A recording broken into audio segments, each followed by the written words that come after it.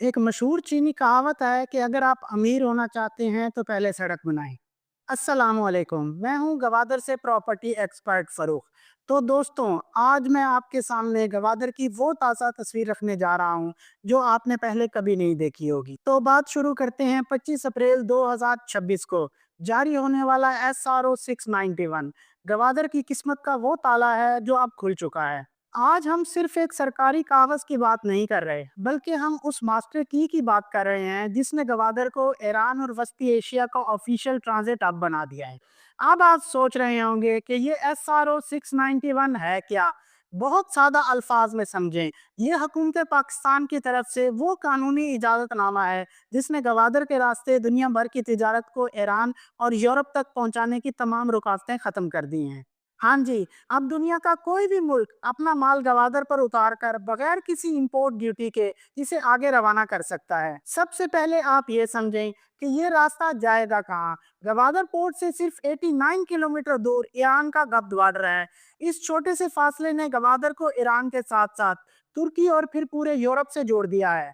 इसके साथ दूसरी तरफ यही रास्ता अफगानिस्तान के जरिए वस्ती एशिया के उन ममालिक तक जाता है जिनके पास अपना कोई समंदर नहीं, जिन्हें लैंडलॉक कंट्रीज भी कहा जाता है। यानी दुनिया का माल हमारी पोर्ट पर उतरेगा, हमारी जमीन इस्तेमाल करेगा और बदले में हमें डॉलर्स और रोजगार देकर जाएगा। लेकिन इस पूरे अमल में सबसे बड़ी खबर है क्रॉस स्टेशन।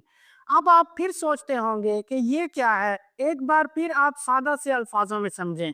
जब एक बड़ा बहरी जहाज गवादर पोर्ट पर लगेगा तो इसके देव हेकल कंटेनर को वहीं पोर्ट पर ही खोला जाएगा।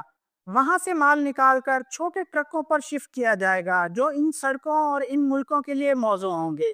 इसका मतलब ये है कि गवादर अब सिर्फ एक स्टेशन नहीं, बल्कि एक प्रोसेसिंग हब बन गया है।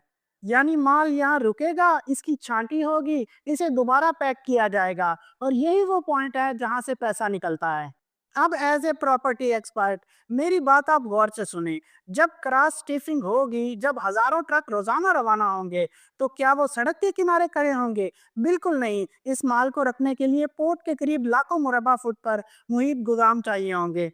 ट्रकों के लिए पार्किंग, मुरम्मत, ड्राइवरों के रहने के लिए बड़े कमर्शियल एरियाज में होटल्स की भी जरूरत होगी। जब खाम माल गवादर पोर्ट पर उतरेगा तो अक्लमंद बिजनेसमैन इसे दूर ले जाने की बजाय वहीं पोर्ट के करीब गवादर शहर के अंदर मास्टर प्लान के इंडस्ट्रियल एरियाज में फैक्ट्री लगाएगा ताकि ट्रांसपोर्ट का खर्चा भी बच जाए।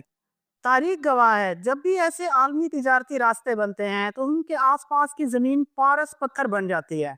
अब वक्त सिर्फ रिहायशी प्लाट्स का नहीं, क्योंकि गवादर एक इंडस्ट्रियल शहर है, बल्कि अब असल मुकाबला इंडस्ट्रियल एकर्स और कमर्शियल बेल्ट्स का है। जहां जहां से ये ट्रांजिट रास्ता गुजर रहा है, वहां जमीन की कीमतें अब मिनटों के हिसाब से बढ़ेंगी। दोस्तों, अब वक्त है फैसले का, क्योंकि सड़क बन चुकी है, कानून आ चुका है, अब तिजारत शुरू होने वाली है। चीनी कहावत भी सच्ची साबित हो रही है। रास्ता बन गया, अब बारी है इस रास्ते पर चलकर अमीर होने की। अब आप मुझे बताएं, आपको क्या लगता है, गवादर का ये नया रूट ईरान के साथ मिलकर दुबई का मुकाबला कर पाएगा? अपनी राय कमेंट में जरूर दें। अगर आप गवादर की इंडस्ट्रियल या कमर्शियल जमीन के बारे में प्रोफेशनल मशवरा चाहते हैं तो मैं हाजिर हूँ। इसके साथ मुझे दें इजाजत, मिलते हैं अगली वीडियो में। अल्लाह हाफिज।